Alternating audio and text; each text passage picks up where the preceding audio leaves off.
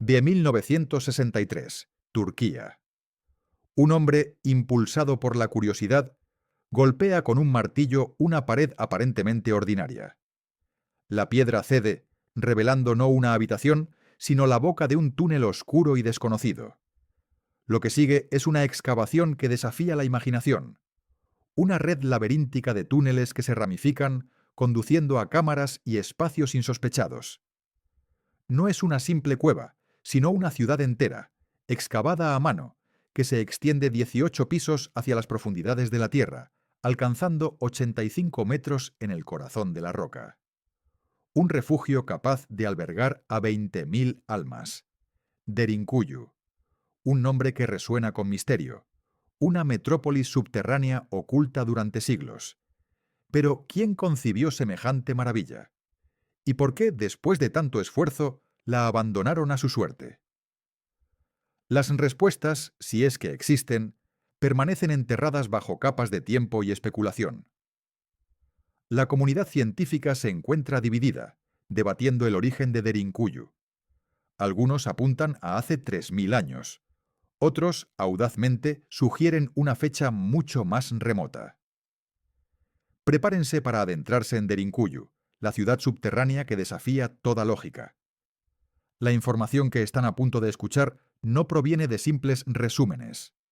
Se basa en investigaciones rigurosas y hechos comprobados, utilizando fuentes como los estudios de ingeniería publicados en Procedia Engineering, Bolímetro.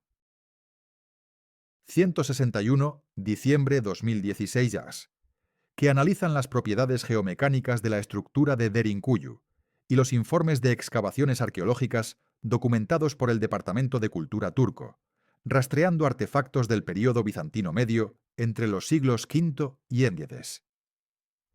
La mayoría de las entradas a esta ciudad perdida permanecían ocultas en lugares insólitos, patios traseros, bajo viviendas, incluso dentro de las chimeneas de hadas, esas formaciones volcánicas icónicas de Capadocia.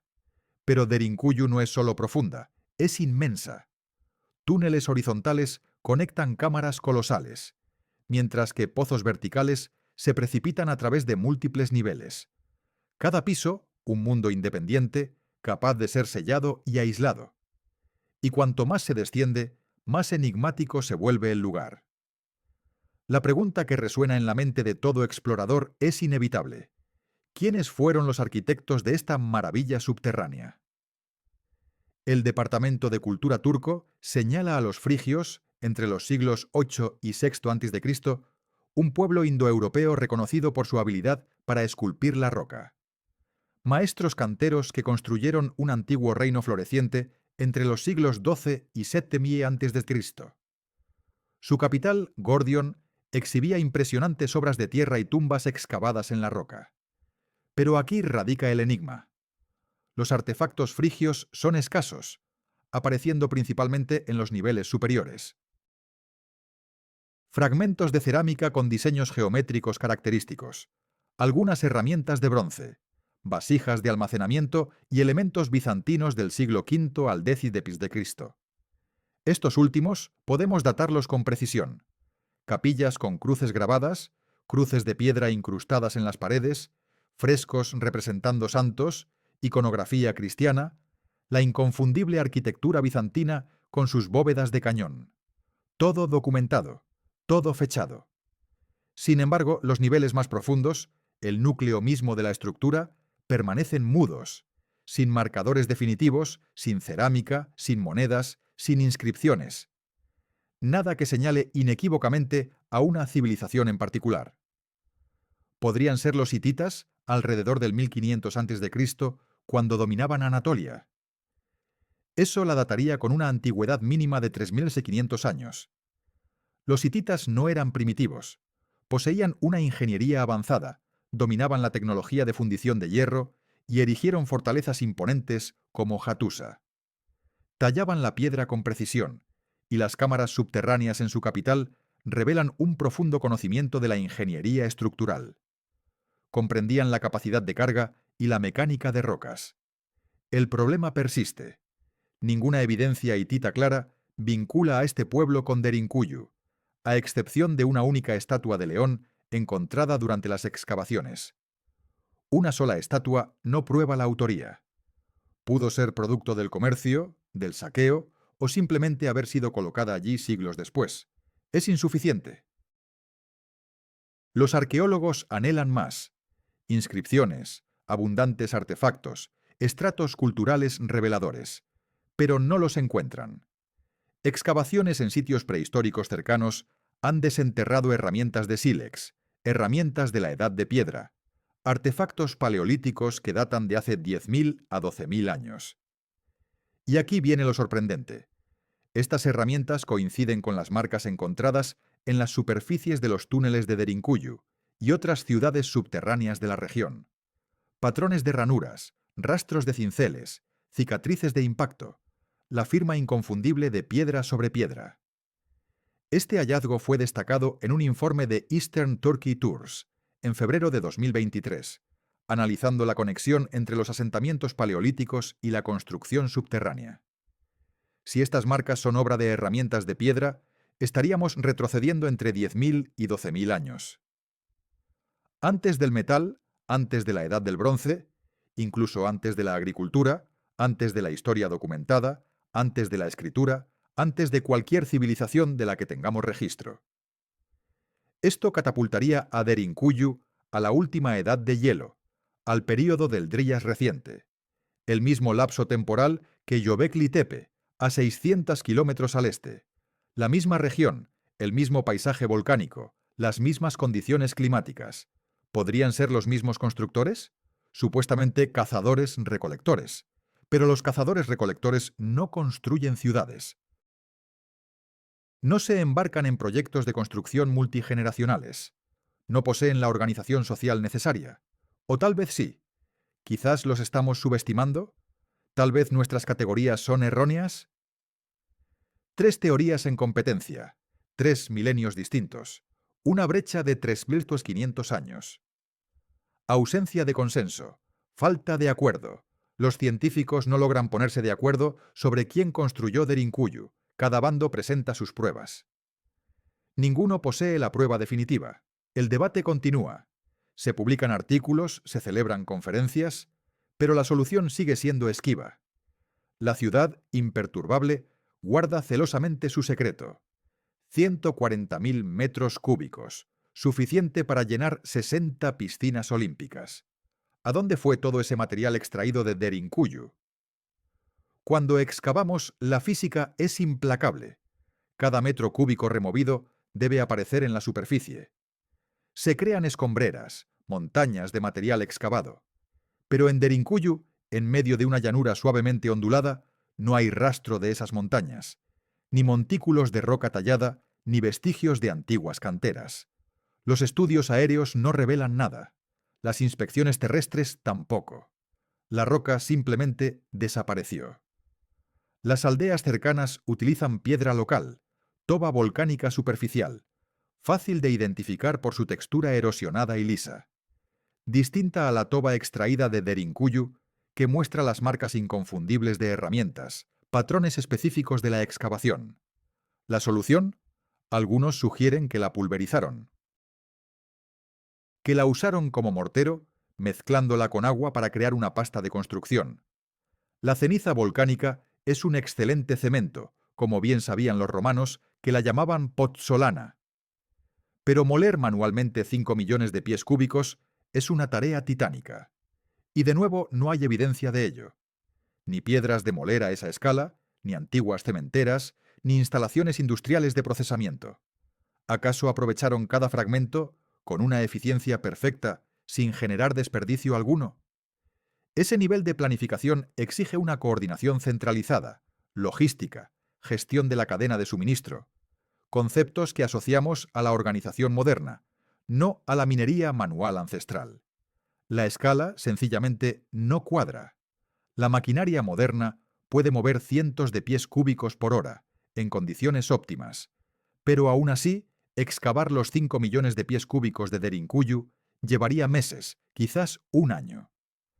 Ahora imagina hacerlo con herramientas manuales, picos de bronce o hierro, dependiendo de la época. El bronce es blando, se desgasta rápidamente. El hierro es mejor, pero aún limitado. O quizás usaron herramientas de piedra, sílex, obsidiana, roca magmática dura. Mucho más lento. La toba volcánica es blanda al principio, maleable incluso con herramientas de cobre. Se endurece al contacto con el aire en cuestión de días, una propiedad que facilitó la excavación. Pero aún así, hablamos de millones de horas de trabajo, millones de golpes de cincel, millones de cestos de escombros transportados a través de túneles estrechos, por pendientes pronunciadas, a través de pasadizos bajos. Algunos túneles obligan a gatear.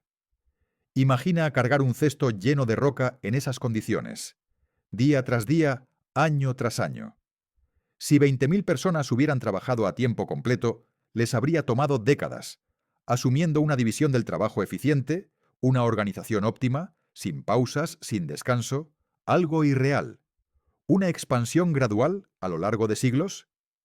Eso encaja mejor. Cientos de trabajadores expandiendo lentamente, añadiendo niveles, conectando cámaras. Más razonable. Pero entonces volvemos a la pregunta inicial. ¿Quién comenzó todo esto? ¿Y por qué comprometerse con un proyecto que tomaría generaciones? Algo que nunca verían terminado. Algo que tal vez completarían sus nietos. Eso exige fe, visión, un propósito común a través del tiempo. Imagínate descender a través de 18 niveles subterráneos. No son simples agujeros perforados al azar. Son conductos de ingeniería, meticulosamente calculados y diseñados para un flujo de aire natural. Un estudio de 2016 publicado en Procedia Engineering reveló algo asombroso. Este sistema crea un aire acondicionado autosuficiente. ¿Cómo? El aire fresco se introduce a través de pozos estratégicamente ubicados para capturar los vientos dominantes. Este aire circula a través de las cámaras, siguiendo los gradientes de temperatura. El aire viciado, a su vez, escapa por otros conductos, creando una corriente continua. Y aquí está la clave. Todo funciona sin bombas, sin ventiladores, sin intervención mecánica alguna. Pura física en acción. Las diferencias de temperatura impulsan el flujo. El aire caliente asciende, el aire frío desciende, la presión se equilibra. El diseño aprovecha estos principios a la perfección. Pero, ¿qué implica este nivel de comprensión? Requiere un dominio de la dinámica de fluidos, la presión del aire, la convección térmica, el principio de Bernoulli, el efecto Venturi, conceptos que se formalizaron en los siglos XVII y XVIII. El mundo antiguo no tenía estos conceptos documentados. No existía un marco matemático, ni un método científico, ni experimentos controlados. Sin embargo, alguien diseñó un sistema que funciona a la perfección, incluso en los niveles más profundos. Incluso el piso 18 recibe aire fresco. Las pruebas con humo, los medidores de calidad del aire y los análisis de dióxido de carbono y oxígeno lo confirman. La calidad del aire a esa profundidad es comparable a la de la superficie, cuando el sistema está abierto. Cuando está sellado, los niveles disminuyen gradualmente, pero la ventilación sigue siendo excelente. ¿Cómo calcularon los antiguos ingenieros la ubicación precisa de los pozos? ¿Cómo sabían qué ángulos y anchos funcionarían? ¿Cómo optimizaron el espaciamiento, los caudales y los requisitos de volumen? La ingeniería moderna de ventilación y aire acondicionado utiliza principios similares, pero con la ventaja de computadoras, software de simulación y siglos de conocimiento acumulado. Los constructores antiguos solo contaban con la observación, la prueba y posiblemente el error. Pero un error aquí significaba la asfixia. Secciones enteras se volverían inhabitables. No se puede probar la ventilación subterránea sin personas bajo tierra. No se puede experimentar con vidas en juego. Un solo cálculo erróneo y pisos enteros se sofocarían. No había margen de error cuando 20.000 vidas dependían de ello. Esta precisión sugiere una planificación avanzada, tal vez incluso modelos matemáticos, alguna forma de cálculo, un plan, un documento de diseño. Pero no hay tablillas de arcilla con las dimensiones de los pozos. El sistema simplemente existe, funcionando a la perfección, construido por personas que supuestamente carecían de la teoría. Algunos investigadores sugieren que copiaron diseños existentes, que otra ciudad subterránea sirvió como prototipo. La habrían medido y replicado. Pero no hemos encontrado ese prototipo. Derinkuyu es la más grande, la más profunda y la más compleja. Si es una copia, ¿dónde está el original? A menos que el original sea aún más antiguo, más profundo, aún enterrado o destruido, perdido en el tiempo. Pero existe una alternativa aún más inquietante. ¿Y si poseían un conocimiento que hemos perdido? ¿Y si la ingeniería antigua era más sofisticada de lo que creemos?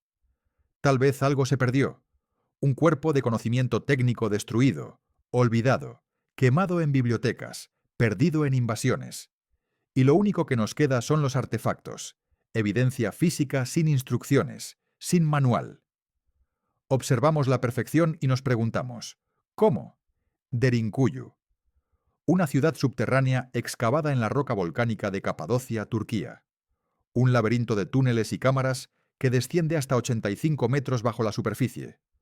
Pero ¿cómo lograron construir esta maravilla de la ingeniería en la antigüedad? La respuesta podría estar en el agua. Imagina un sistema de suministro de agua ingeniosamente diseñado, impulsado por la gravedad. Los niveles inferiores controlan el flujo, con la capacidad de aislar secciones enteras, cerrar el paso y bloquear los canales. ¿El propósito? Proteger la preciada fuente de agua de un enemigo invasor. Un ataque a la ciudad no significaría la contaminación de su sustento vital. Una estrategia militar brillante. Una defensa impenetrable. Este sistema de control es totalmente reversible. El nivel más bajo tiene el poder de liberar el flujo, permitiendo que el agua ascienda y se distribuya por toda la ciudad. Los niveles superiores no tienen forma de detenerlo, de alterarlo, de contaminarlo. Una arquitectura de seguridad impecable. Pero la necesidad de agua iba más allá de la defensa. Los trabajadores, en las profundidades de la tierra, requerían entre 2 y 3 litros diarios, incluso más durante los abrasadores veranos de Capadocia, donde las temperaturas superan los 40 grados Celsius. Bajo tierra, el clima era más benigno, entre 15 y 20 grados, pero la hidratación seguía siendo crucial. La excavación de la roca generaba polvo, un aire irrespirable que irritaba gargantas y provocaba tos. El agua era esencial para mitigar este problema, rociando las paredes y humedeciendo los pisos, manteniendo el aire respirable. Además, las herramientas, especialmente los picos de bronce, se calentaban rápidamente y necesitaban agua para enfriarse, evitando deformaciones y manteniendo su filo para la preparación del mortero que sostenía las estructuras. Incluso la higiene básica, crucial tras meses de trabajo subterráneo, dependía del agua para prevenir enfermedades. Pero aquí reside el enigma. ¿Cómo obtuvieron agua los primeros constructores para excavar tan profundo si el agua se encontraba precisamente en las profundidades? Algunos sugieren que utilizaron pozos superficiales para las primeras etapas de la construcción, fuentes temporales, quizás. Pero Capadocia es una región semiárida, con precipitaciones anuales inferiores a 400 milímetros, concentradas en invierno y primavera. Los veranos son secos y despiadados. El agua superficial es escasa, los arroyos estacionales se secan y los pozos son poco fiables. Intenta imaginar excavar 85 metros en estas condiciones extremas sin una fuente de agua confiable. El agotamiento por calor y la deshidratación serían inevitables, a menos que supieran exactamente dónde se encontraba el acuífero, exactamente a qué profundidad debían cavar, exactamente dónde ubicar el pozo. Esto implicaría un conocimiento profundo de la geología, una comprensión de la hidrología, un mapa subterráneo de los niveles freáticos y la profundidad del acuífero, así como la permeabilidad de las rocas. Los geólogos modernos utilizan estudios sísmicos, radares de penetración terrestre y perforaciones de prueba. Los antiguos constructores no tenían nada de esto, y sin embargo encontraron agua. Agua profunda, con un flujo constante. Lo más sorprendente es la ausencia de evidencia de intentos fallidos. Pozos abandonados, túneles secos. Parece que acertaron a la primera. De alguna manera lo sabían. Es cierto que se expandieron gradualmente. Encontraron agua a profundidades moderadas, entre 20 y 30 metros, suficiente para sostener pequeñas poblaciones. Luego utilizaron esa agua para continuar excavando, expandiéndose nivel por nivel. Una progresión lógica que resuelve el problema del agua y permite un desarrollo gradual. Pero los niveles más profundos revelan la misma técnica de construcción que los superiores. Las mismas marcas de herramientas, el mismo estilo de cámaras, las mismas características arquitectónicas, la misma precisión. Todo parece planificado, no una evolución gradual, no un aprendizaje sobre la marcha, un diseño coherente de arriba abajo. Y esto nos devuelve al punto de partida. Un diseño coherente requiere un plan. Un plan requiere conocer la profundidad final. Y conocer la profundidad final requiere saber dónde está el agua. A 85 metros. ¿Cómo lo sabían? ¿Cómo pudieron saberlo sin tecnología moderna? El misterio de Derinkuyu se profundiza. Si te fascinan los enigmas históricos y los descubrimientos arqueológicos, este es tu lugar. Acompáñanos en este viaje. Ahora adentrémonos en el misterio. Un pequeño agujero en el centro, una mirilla, una tronera para lanzas. Cada corredor principal posee uno. Algunos túneles están equipados con puertas cada 10 metros. Los primeros 50 metros de la entrada principal despliegan una serie de estas estructuras. Auténticas esclusas de seguridad, protegiendo las profundidades. Pero aquí reside un enigma que desafía a los ingenieros modernos. ¿Cómo lograron moverlas? Hablamos de ruedas de piedra de media tonelada. Su desplazamiento exige carriles perfectamente lisos. Y esos carriles existen, esculpidos en el suelo y las paredes. Pero las tolerancias son asombrosas. La rueda debe encajar con precisión milimétrica. Demasiado holgada, y la estanqueidad se pierde. Demasiado ajustada, y la rotación se imposibilita. Pensemos en esto. Precisión milimétrica en roca volcánica blanda, utilizando herramientas manuales. Hoy, el corte de piedra de esta exactitud se logra con sierras de diamante controladas por ordenador. ¿Cómo lo hicieron los constructores ancestrales con cinceles de cobre o bronce, quizás más tarde de hierro? Estas ruedas también presentan un orificio central, un propósito oculto. Una barra de palanca podía insertarse allí, forzando la puerta a su posición. Al retirar la barra, un mecanismo de bloqueo se activaba. Simple en teoría. En la práctica, una proeza de ingeniería. La rueda requería un equilibrio perfecto. El centro de masa, meticulosamente centrado. De lo contrario, no rodaría en línea recta. Se tambalearía, se atascaría, se volvería inútil. Derinkuyu alberga decenas de estas puertas. Todas funcionales, todas equilibradas con precisión. Algunas operan hasta el día de hoy, después de más de 3 milenios. Los patrones de desgaste revelan un uso regular. Miles de cierres, piedra contra piedra, y sin embargo el mecanismo persiste. Esto sugiere no solo una habilidad excepcional en el tallado inicial, sino un profundo conocimiento de la metalurgia para la fabricación de herramientas, una comprensión del rozamiento, la ventaja mecánica y la ingeniería de materiales. Todo, supuestamente, realizado por personas a las que clasificamos como antiguos. ¿Qué secretos tecnológicos poseían realmente? La capacidad poblacional de esta ciudad subterránea desafía toda lógica. Se estima que 20.000 personas la habitaron, un cálculo basado en el número de cámaras, el tamaño de las habitaciones, la capacidad de almacenamiento y las áreas de producción de alimentos. 20.000 almas viviendo bajo tierra. Durante meses, los arqueólogos midieron cada cámara disponible, calcularon volúmenes y estimaron la densidad de población. El resultado, 20.000. Algunas fuentes sugieren 18.000, otras se aventuran hasta 30.000. Pero 20.000 es la cifra que resuena. Aquí está el enigma. Cada persona necesita un mínimo de 2 metros cuadrados, solo para existir, solo para dormir. No para moverse, no para trabajar, no para cocinar, no para guardar sus pertenencias, solo para yacer. Piensa en esto. 20.000 personas requieren 40.000 metros cuadrados únicamente para dormir. Pero, ¿qué hay de las cocinas?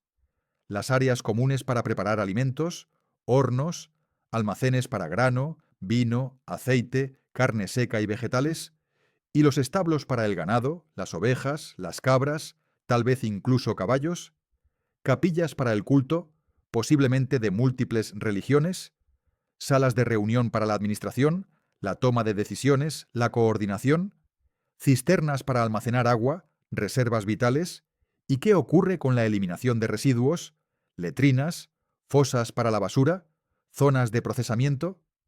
Todo esto exige espacio. La ciudad se extiende a lo largo de 8 niveles abiertos al público. Se rumorea que existen 18 niveles en total, pero incluso con esa cantidad, la capacidad parece insuficiente. Las cámaras no son uniformes. Algunos niveles exhiben grandes áreas abiertas, otros pasajes estrechos. El almacenamiento domina algunos pisos, mientras que otros están dedicados a viviendas. No todo el espacio es habitable. Pilares estructurales ocupan valioso terreno. Columnas de soporte. Conductos de ventilación que perforan la roca, reduciendo el área utilizable. Escaleras que conectan los niveles, rampas, acceso vertical. Todo esto disminuye la capacidad.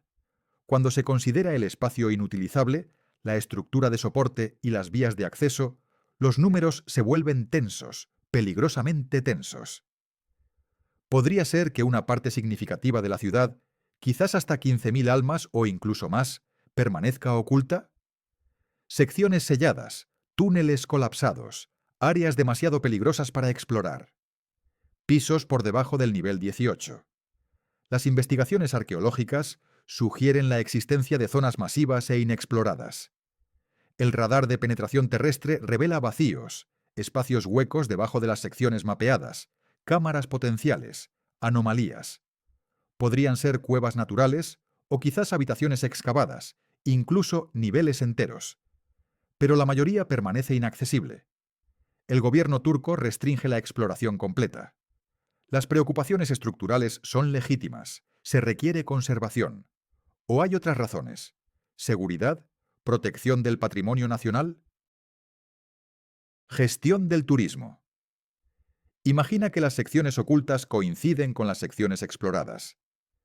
Si son igual de desarrolladas, igual de sofisticadas, igual de pobladas, entonces la ciudad podría ser el doble, incluso el triple de su tamaño conocido. Y eso haría que su construcción original fuera aún más asombrosa, casi imposible. Esto plantea una pregunta aún más inquietante.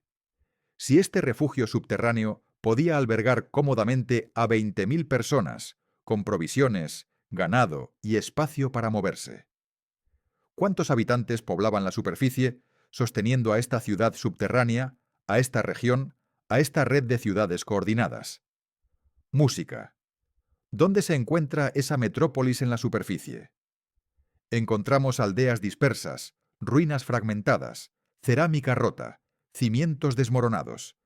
Pero nada coincide con la magnitud de lo que hemos descubierto abajo. Nada sugiere una población de 20.000 habitantes en la superficie. Nada revela la base económica que sustentaría estas colosales construcciones subterráneas. El enigma demográfico persiste. Las cifras simplemente no cuadran. Algo falta. ¿Era la población en realidad menor de lo que creemos? ¿Han sido borradas las evidencias en la superficie por el implacable paso del tiempo? ¿Estamos buscando en los lugares equivocados?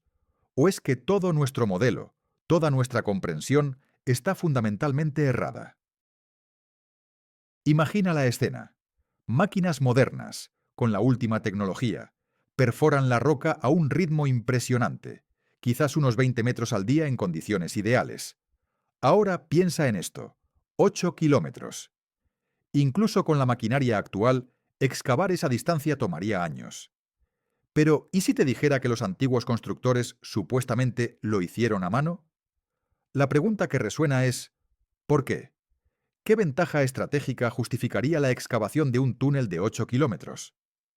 En la superficie, esa distancia se recorre en un par de horas. Bajo tierra, el panorama cambia drásticamente. Pasajes estrechos, techos bajos, visibilidad nula.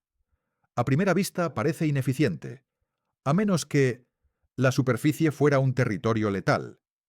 Si cada paso en la superficie significara la muerte, entonces estas rutas subterráneas adquieren un nuevo significado. Pero incluso así, 8 kilómetros no sugieren una simple vía de escape. Hablamos de infraestructura. Infraestructura a gran escala. Esto apunta a algo mucho más complejo que dos ciudades aisladas. Sugiere una red. En Capadocia existen más de 200 asentamientos subterráneos conocidos, y la mayoría permanecen inexplorados. Si Derinkuyu se conecta con Kaimakli, y Kaimakli con otros, y estos a su vez con más, la implicación es asombrosa, una red subterránea masiva que se extiende por toda la región. Cientos de kilómetros de túneles uniendo decenas de ciudades, todo bajo tierra, todo oculto. Este nivel de coordinación exige una planificación centralizada, comunicación a larga distancia, estándares arquitectónicos unificados, un propósito común. Estamos hablando de una civilización que eligió vivir bajo tierra, no temporalmente, sino de forma permanente, o al menos a largo plazo. No se trata de esconderse de una sola guerra, es una adaptación a un mundo donde la superficie es inhabitable o demasiado peligrosa. ¿Qué amenaza podría justificar tal sacrificio? ¿Qué enemigo obligó a toda una civilización a enterrarse en la roca? Los primeros niveles revelan la vida cotidiana.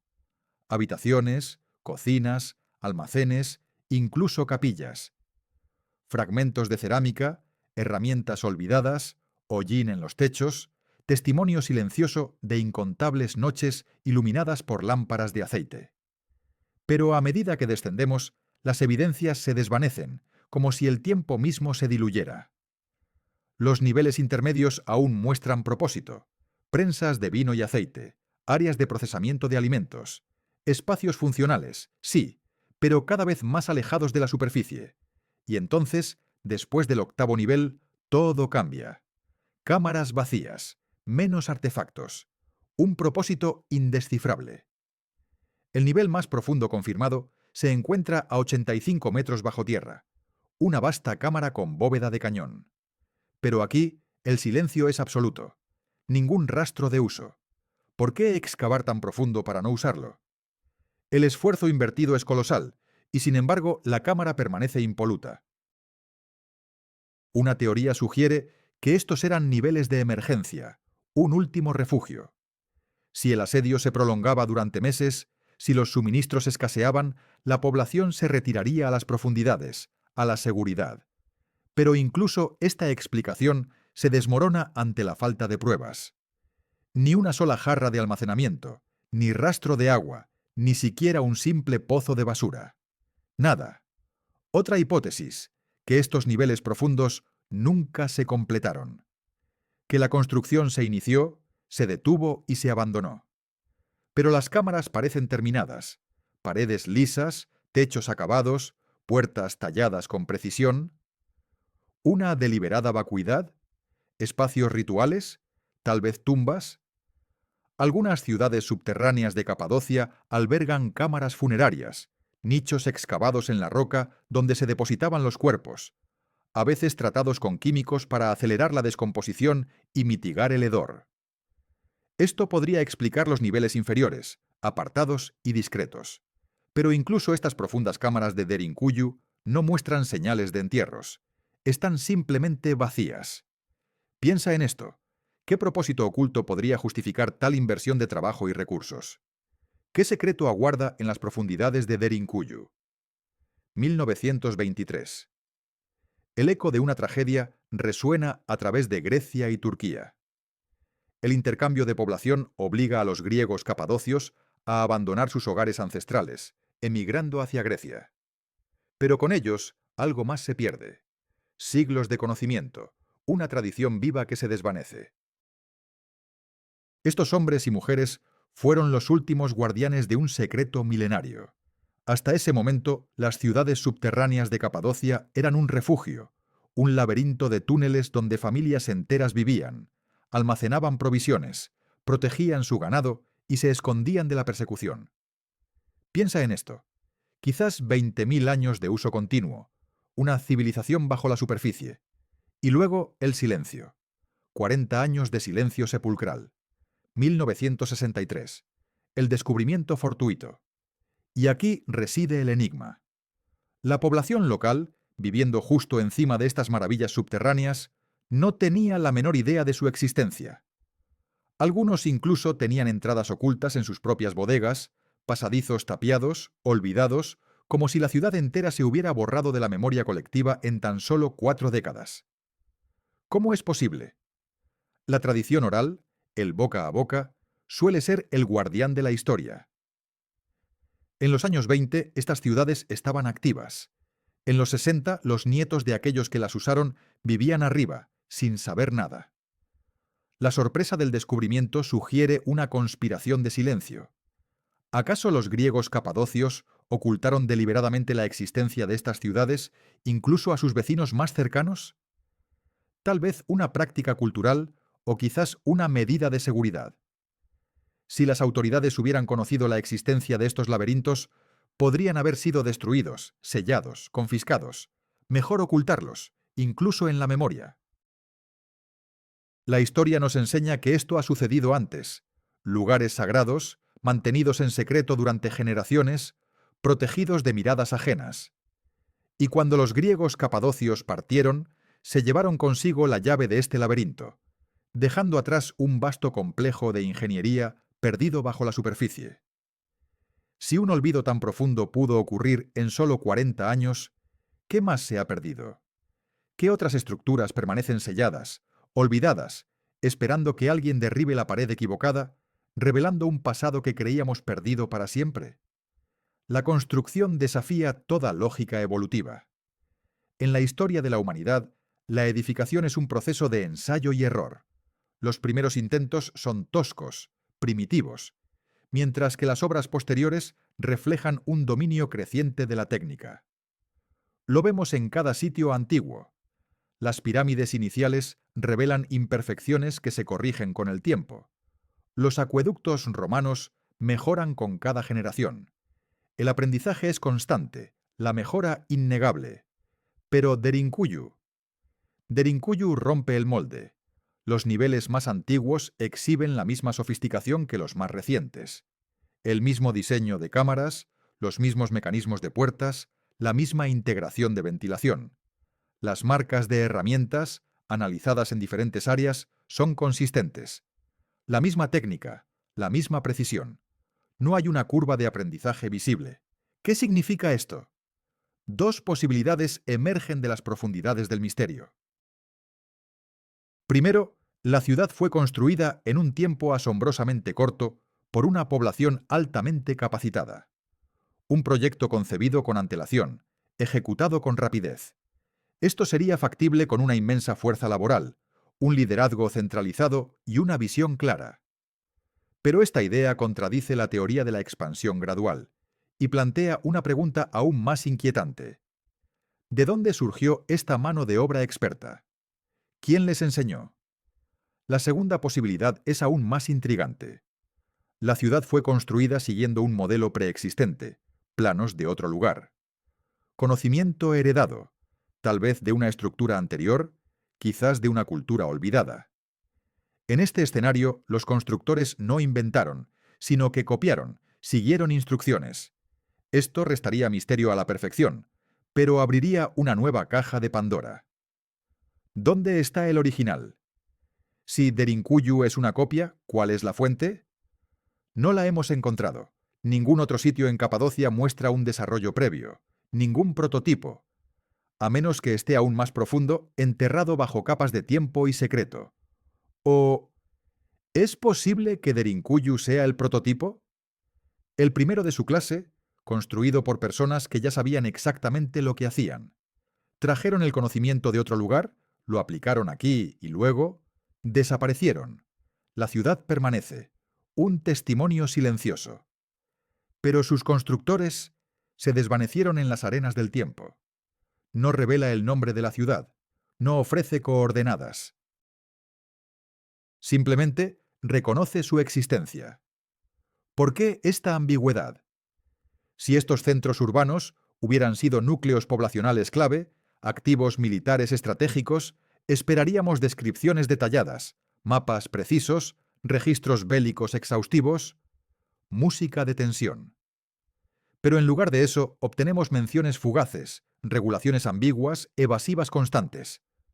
Las crónicas bizantinas narran las guerras árabes desde el año 780 hasta el 1180 de nuestra era. 4 siglos de conflicto implacable. Estos textos mencionan a cristianos buscando refugio, ocultándose. Pero ¿dónde? ¿Cómo? ¿Cuántos? Es casi como si la existencia de estas ciudades fuera un secreto de Estado, información clasificada. Si tu enemigo ignora la existencia de tu fortaleza subterránea, la mantienes oculta. No la documentas, no la divulgas, mantienes la seguridad operativa. Esta estrategia funciona a nivel militar, pero crea un vacío histórico. Cuando los registros escritos fallan, dependemos de la evidencia arqueológica, de los artefactos físicos. Pero incluso estos son incompletos. La mayoría de los artefactos encontrados en Derku datan del período bizantino, hasta el siglo X, el Bizancio Medio. Podemos datarlos gracias a los estilos de cerámica, los símbolos cristianos, las monedas, pero el material más antiguo, las capas fundacionales, prácticamente no existe. O no dejaron artefactos, o aún no los hemos encontrado, o permanecen sellados en secciones inexploradas. El silencio parece deliberado. Un conflicto constante justifica la existencia de refugios subterráneos. Pero aquí reside el enigma. La escala no coincide con incursiones esporádicas. No se excavan 5 millones de metros cúbicos de roca para un ataque de 3 días. Se excava un sótano, un almacén, tal vez una pequeña cámara. No 18 pisos, no un espacio para 20.000 personas, no un proyecto de construcción que abarca generaciones. A menos que la amenaza fuera perpetua, a menos que la vida bajo tierra se convirtiera en la norma. ¿Qué forzó a una civilización entera a desaparecer bajo tierra? Algunos investigadores apuntan a la furia de la naturaleza, erupciones volcánicas. El cercano monte RCS, activo en tiempos prehistóricos, pudo haber escupido nubes de ceniza, desatado flujos piroclásticos y liberado gases tóxicos. ¿La respuesta? Ciudades subterráneas como Derinkuyu, refugios sellados con puertas macizas, donde la gente se resguardaba a la espera de que pasara la tormenta. Los niveles profundos, las cámaras selladas y los sofisticados filtros de ventilación parecen confirmar esta teoría. ¿Pero realmente explica todo? Los peligros volcánicos son, por lo general, temporales. Días, quizás semanas, y luego se puede regresar a la superficie. A menos que las erupciones fueran constantes, año tras año, convirtiendo la superficie en un páramo inhabitable. Existen pruebas geológicas de erupciones significativas en la región, pero ocurrieron hace millones de años, no miles. El marco temporal no coincide. Una teoría alternativa, cada vez más popular, plantea un escenario aún más apocalíptico. Una catástrofe climática. El evento del Dryas reciente, hace 14.500 años. Fragmentos de un cometa estallando en la atmósfera. Polvo y hollín bloqueando el sol durante meses. Las temperaturas desplomándose. El regreso de una era glacial. Una catástrofe global. Algunos investigadores conectan este evento con la construcción de Göbekli Tepe, un centro religioso erigido precisamente durante el Dryas reciente. ¿Podría ser que Derinkuyu también fuera concebida como un refugio, un búnker de supervivencia, para resistir la oscuridad y esperar el regreso del sol? Si esto fuera cierto, si las secciones más profundas y antiguas de Derinkuyu dataran de ese periodo, entonces esta ciudad no sería simplemente antigua, sería prehistórica. Construida por personas cuyos nombres hemos olvidado, civilizaciones borradas por la catástrofe de la que intentaban escapar. Esto desplazaría la línea de tiempo más allá de todo lo que actualmente se acepta. Pero hay más. También significaría que la ciudad falló, que la civilización pereció. Con el tiempo, la superficie volvió a ser habitable. Nuevos pueblos llegaron, encontraron los túneles y los reutilizaron. Los ampliaron, sin saber jamás quién los había construido originalmente, sin comprender nunca el motivo. Y ahora nosotros nos encontramos en la misma situación, de pie en cámaras excavadas por fantasmas, intentando comprender de qué huían. Ingeniería de precisión, cálculos imposibles para su tiempo. Quienquiera que concibió esta obra dominaba secretos que desafían nuestra comprensión. La mecánica de rocas exige un conocimiento profundo de la distribución de cargas, los puntos de tensión, la resistencia a la compresión. La toba volcánica, maleable pero estable si se trabaja correctamente, fue la clave. Sus constructores lo sabían y lo explotaron al máximo. Hoy, ingenieros contemporáneos observan este lugar con una mezcla de asombro y desconcierto. Un nivel de maestría que no debería existir sin educación formal, sin transmisión escrita del conocimiento, sin una memoria institucional. Y sin embargo, ahí está, funcional, preservado, aguardando respuestas que quizás nunca lleguen. Estamos en Capadocia, provincia de Nevşehir, Turquía. Sabemos que la toba volcánica hizo posible esta maravilla. Sabemos que múltiples civilizaciones la utilizaron. Frigios, quizás, bizantinos con certeza, cristianos buscando refugio de la persecución, griegos huyendo de los mongoles, armenios escapando de los otomanos. Todo documentado. Pero las preguntas fundamentales persisten, resonando en el silencio de la roca. ¿Quién inició este proyecto colosal? ¿Cuándo exactamente comenzó todo? ¿Por qué una escala tan monumental? ¿De dónde surgió ese conocimiento avanzado? ¿Qué destino tuvo la roca extraída? ¿Cómo diseñaron un sistema de ventilación sin la física moderna? ¿Cómo lograron una precisión tan milimétrica en el corte de la piedra? Y quizás la pregunta más inquietante de todas: ¿por qué fue completamente olvidado? ¿Qué amenaza, qué peligro inminente justificó una reacción tan extrema, tan elaborada, tan subterránea? En 2015, National Geographic sacudió al mundo con un anuncio. Otro complejo subterráneo, colosal, descubierto cerca de un castillo en la cima de una colina. Las primeras estimaciones lo sitúan un tercio más grande que Derinkuyu. Piensa en esto: 113 metros de profundidad, 460.000 metros cuadrados. Si se confirma, desafiaría todo lo que creíamos saber. Porque Derinkuyu, con toda su magnificencia, podría no ser la más grande, sino la más profunda que hemos explorado a fondo. ¿Cuántas más ciudades yacen sepultadas bajo nuestros pies? ¿Qué tan extensa es realmente esta red laberíntica? ¿Y qué secretos aguardan en esas secciones selladas? El gobierno turco restringe el acceso, preocupaciones por la conservación, riesgos estructurales, razones comprensibles. Pero estas restricciones también alimentan las especulaciones. ¿Qué temen que encontremos? ¿Qué se oculta en esas cámaras prohibidas? Tal vez nada. Tal vez solo arqueología rutinaria. O tal vez evidencia que reescriba nuestra comprensión de Capadocia, de la ingeniería ancestral, de la antigüedad de las civilizaciones sofisticadas en esta región. Recuerda que Derinkuyu fue solo una leyenda hasta 1963. Un rumor, un cuento, hasta que se hizo realidad. ¿Qué otras historias esperan ser desenterradas? Hoy, Derinkuyu está iluminada con luces eléctricas, señalizada, con escaleras modernas para facilitar el acceso. Una experiencia domesticada, controlada, segura. Pero los niveles más profundos permanecen cerrados. Pozos verticales bloqueados, pasadizos estrechos marcados como peligrosos, cámaras inferiores selladas. Se requiere un permiso especial, credenciales arqueológicas, equipo de seguridad para aventurarse allí. Pocos los han visto, menos aún los han documentado. ¿Qué hay en las profundidades? ¿Almacenes? ¿Más de lo mismo? ¿O algo diferente? Algo que arroje luz sobre el misterio. Quizás la respuesta no esté en Derinkuyu, sino en el paisaje circundante. En otros sitios, en conexiones que aún no hemos establecido. La verdad podría estar ahí fuera, esperando ser descubierta. A 600 kilómetros al este se alza Göbekli Tepe, 11.000 años nos separan de su construcción. Un templo megalítico que desafía nuestra comprensión.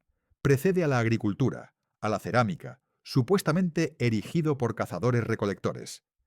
Pero ¿cómo una sociedad nómada pudo movilizar la organización, la planificación y la mano de obra constante necesarias para semejante empresa?